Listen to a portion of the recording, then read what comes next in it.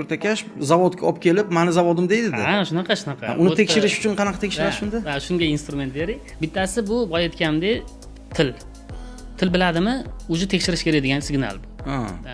Chunki ingliz tili Alibabada Medinchada o'tiribdimi, ingliz tili ruslar gaplashyaptimi? O'rtakashlar o'rtakashman demaydi odatda. Ular men zavodim deydi, men rahbarman deydi va zavoddan bunga rozi bo'lgan bo'ladi. Ya'ni ertaga men zavodingga bitta klient olib kelsam, boshlig'i bo'lsang ham Assalomu alaykum boshliq deb turasan deb o'rgatilgan bo'ladi. Shunaqa bo'ladi. Bitta yo'li bor, o'rtakash bilan ko'rishdik, zavodga olib keldi. Keldik, aytamiz, xonaga olib kir. Keyin direktor xonasiga olib kiradi. Meni xonam deydi. Kiradi. Kirganda agar kompyuter stol ustida yo'q, o'zini bir notebook bilan kelgan bo'lsa, notebook qo'ysa, menda o'zi bitta signal bo'ladi. Bo'ldi, o'zini joyi emas. O'zini joyi bo'lsa, qancha kompyuter qo'yib qo'yadi-da, bir kattaroq kompyuter. Chunki endi u bizani bitta ofis haqida gapirmayapmiz. U butun boshli zavodni boshqaradi. Bu narsa rostdan shunaqa ko'p bo'lgan. Chunki periga urushda xonada bo'ladi, tugagandan keyin kompyuterlarni yig'ishtirib chiqib ketadi-da.